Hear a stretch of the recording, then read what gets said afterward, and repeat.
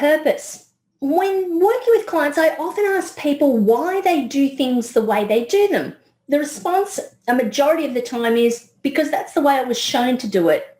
A mentor of mine, when I talk about plans or new ideas, would ask me for what purpose, meaning why was I intending to do this, and encouraging me to work out if doing whatever it was leading me towards or away from my business goals or objectives.